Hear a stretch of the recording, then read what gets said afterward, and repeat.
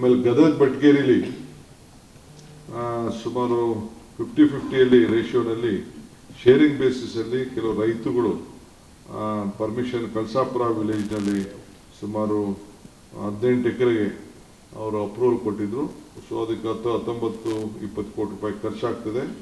So ಅದಕ್ಕೂ ಕೂಡ ನಾವು ಅವ್ರಿಗೆ ಅನುಮತಿಯನ್ನು ಇಬ್ಬರು ಶೇರಿಂಗ್ ಬೇಸಿಸಲ್ಲಿ ನಮ್ಮ ಅರ್ಬನ್ ಡೆವಲಪ್ಮೆಂಟಲ್ಲಿ ಮಾಡಿ ಅಂತೇಳಿ ಅವರು ಒಂದು ಅವಕಾಶವನ್ನು ಕೊಟ್ಟಿದ್ದೇವೆ. ಇಷ್ಟು ಭಾಳ ಪ್ರಮುಖವಾದಂಥ ವಿಚಾರಗಳನ್ನು ಇವತ್ತು ತಮಗೆ ತಿಳಿಸ್ತಾ ಇದ್ದೀನಿ. ಇನ್ನು 2-3 ವಿಚಾರ ಇದೆ. ಸೋಮವಾರ ಇನ್ನೊಂದು ಸ್ಮಾಲ್ ಸಬ್ ಕಮಿಟಿ ಇಟ್ಕೊಂಡಿದ್ದೀನಿ. ಅದಾದ ಮೇಲೆ ನಿಮಗೆ ನಾನು ತಿಳಿಸ್ತೇನೆ. ಪ್ರಜಾಸೇವೆ ಇಲಾಖೆ ಮಾಡ್ತಿದ್ದಲ್ಲ ಸರ್, ಆ ಇಲಾಖೆ ಎಲ್ಲ ಇಲಾಖೆಗಳ ಸಮಸ್ಯೆಗಳನ್ನ ಪರಿಹಾರ ಮಾಡ್ಲಿಕ್ಕೆ ಅವ್ರಿಗೇನು ಕೋರ್ಡಿನೇಷನ್ ಮಾಡ್ಲಿಕ್ಕೆ ಪ್ರಾವಿಷನ್ ಕೊಡ್ತೀರಾ ಅಥವಾ ಕೇವಲ ಪೋಸ್ಟ್ಮೆಂಟ್ ತರ ಮಾಡ್ತಿದ್ದೀರಾ ಸರ್?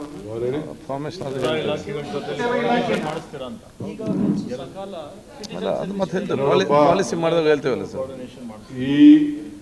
ಈ ಗವರ್ನೆನ್ಸು ಸಕಾಲ ಎಲ್ಲ ಇಲಾಖೆಗಳು ಯಾವುದೇ ಆಗಲಿ ಪಬ್ಲಿಕ್ ಗ್ರೀವೆನ್ಸಸ್ ಏನಿದೆ ನಮಗೆ ಜನರ ಹಿತ ಭಾಳ ಇಂಪಾರ್ಟೆಂಟು. ಅವರ ಭಾವನೆಗಳನ್ನು ತಿಳ್ಕೊಳ್ಳೋಕೆ ಇಂಪಾರ್ಟೆಂಟು. ನಾವ್ಯಾರು ಇಲ್ಲಿ ಸರ್ವಜ್ಞರಲ್ಲ, ನಮ್ಮ ಅಧಿಕಾರಿಗಳು ಸರ್ವಜ್ಞರಲ್ಲ. ಆದರೆ ಜನರಲ್ಲಿ ಅನೇಕ ಸಮಸ್ಯೆಗಳು ಬರ್ತದೆ.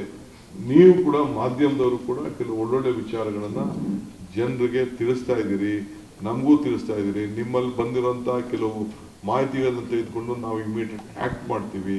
ಅದನ್ನು ಕೂಡ ನಾವು we will look into it. 2-way communication. ನೀವು ಮಾಧ್ಯಮದವ್ರು ಏನು ಬರೀತೀರಿ ನಿಮ್ಮದು ನಾವು ಮಾಡ್ತೀವಿ. ಕೆಲವು ನಿಮಗೆ ಒಳ್ಳೊಳ್ಳೆ ಇನ್ಫಾರ್ಮೇಷನ್ ಅವ್ರು ನಮ್ಮ ಹತ್ರ ಬರದೇ ಇದ್ದವ್ರನ್ನ ನೀವು ಪ್ರಚಾರ ಮಾಡ್ತೀವಿ. ನಿಮಗೂ ಕೂಡ ಒಂದು ಲಿಂಕ್ ಇದೆ. ನೀವು ಕೂಡ ನೀವೇನು ಗಮನಿಸ್ತೀರಿ ಅದನ್ನು you can put it to the department and will look into it. ಏನೇ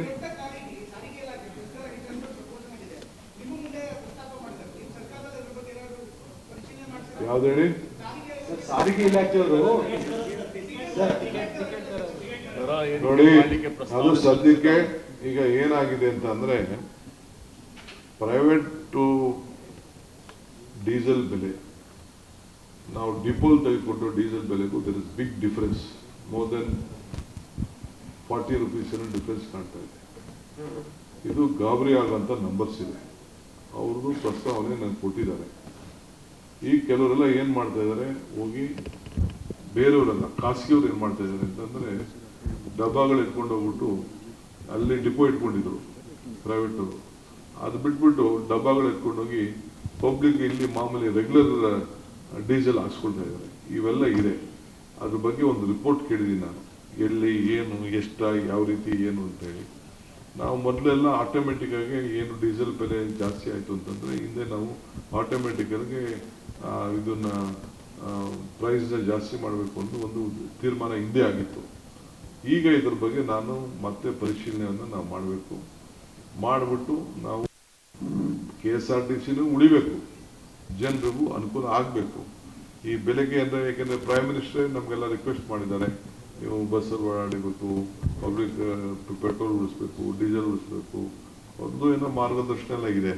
ಅವ್ರದ್ದೆಲ್ಲ ಕೂಡ ನಾವು ಗಮನದಲ್ಲಿ ಇಟ್ಕೊಂಡು ರಾಜ್ಯದ ಹಿತಕ್ಕೆ ಏನು ಮಾಡ್ಲಿಕ್ಕೆ ಸಾಧ್ಯ, ಜನರ ಹಿತಕ್ಕೆ ಏನು ಮಾಡ್ಲಿಕ್ಕೆ ಸಾಧ್ಯ, will take A decision at earliest possible.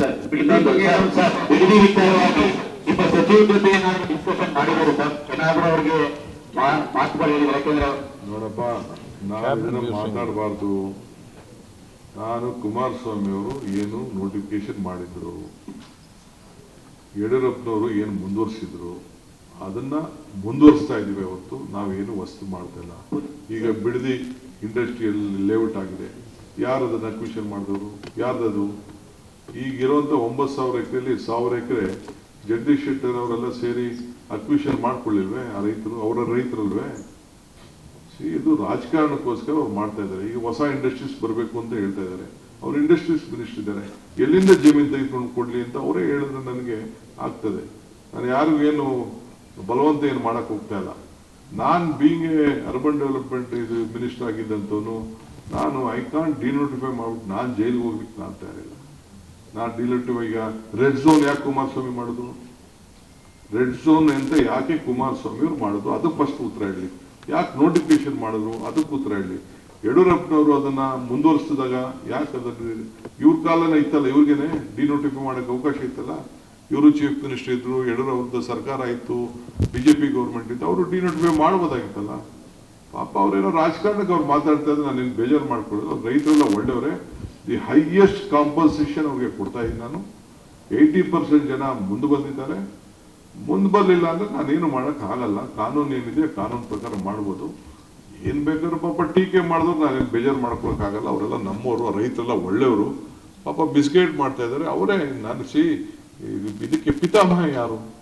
ಅವರೇ ತಾನೇ ಪಿತಾಮಹ. ಅವರೇ ಒಪ್ಕೊಂಡಿದಾರಲ್ಲ. ನೀವು ಟಿವಿಗಳು ತೆಗೆದು ನೋಡಿ, ನೀವು ಡೆಲ್ಲಿಯಿಂದ ಹೇಳಿದ್ದಾರೆ ನಾನು 8,000 ಅಡಿ ಕೊಡ್ತೀನಿ ಅಂತ ಹೇಳಿದ್ದೆ. ಈಗ ನಾನು 8,000 ಅಲ್ಲ 50% ಕೊಡ್ತೀನಿ ಅಂತ ಇವತ್ತು ಹೇಳಿದ್ದೀನಿ. ಇನ್ನೇನೆ 2.5 ಕೋಟಿ ರೂಪಾಯಿ ಅಷ್ಟು ಒಬ್ಬೊಬ್ಬರು ಎಕರೆಗೆ ಸಿಕ್ಕಿದೆ. ಎಲ್ಲಿ ಕೊಡ್ತಾರೆ 2.5 ಕೋಟಿ ರೂಪಾಯಿ? ನಾಳೆ ದೊಡ್ಡ ಮಟ್ಟದ ಹೋರಾಟ ಮಾಡ್ತಿದ್ದಾರೆ ಸರ್, ಕಡಿಮೆ ಆಯ್ತು ಅಂತ. ಆಯ್ತು, ನೋಡೋಣ ಅದನ್ನೆಲ್ಲ. ನಾಳೆ ಹೋರಾಟ ಮಾಡ್ತಾರೆ ಕ್ಯಾಬಿನೆಟ್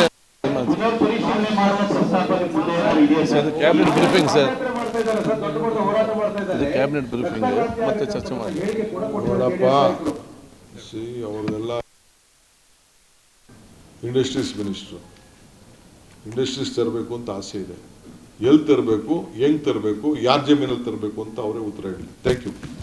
ಕರ್ನಾಟಕ ಪ್ರದೇಶ ಕಾಂಗ್ರೆಸ್ ಸಮಿತಿಯ ನೂತನ ಅಧ್ಯಕ್ಷರಾಗಿ ನೇಮಕಗೊಂಡಿರುವ ಹಾಗೂ ವಿಧಾನ ಪರಿಷತ್ ಚುನಾವಣೆಯಲ್ಲಿ ಜಯಗಳಿಸಿರುವ ಹಿರಿಯ ನಾಯಕ ಬಿಕೆ ಹರಿಪ್ರಸಾದ್ ಅವರಿಗೆ ಹೃತ್ಪೂರ್ವಕ ಅಭಿನಂದನೆಗಳು. ಶುಭ ಕೋರುವವರು ಶ್ರೀಮತಿ ಸಂಧ್ಯಾ ಮಂದಾರಿ, ಐಎನ್ಟಿಯುಸಿ ಮಹಿಳಾ ರಾಜ್ಯಾಧ್ಯಕ್ಷರು ಹಾಗೂ ಜೀವನ್ ಸಂಧ್ಯಾ ಫೌಂಡೇಶನ್ ಸಂಸ್ಥಾಪಕ ಅಧ್ಯಕ್ಷರು, ಬೆಂಗಳೂರು. ಹೆಚ್ಚಿನ ವಿಡಿಯೋಗಳಿಗೆ ಪ್ರತಿಧ್ವನಿ ಯೂಟ್ಯೂಬ್ ಚಾನೆಲ್ ಸಬ್ಸ್ಕ್ರೈಬ್ ಮಾಡಿ, ಬೆಲ್ ಐಕಾನ್ ಕ್ಲಿಕ್ ಮಾಡಿ.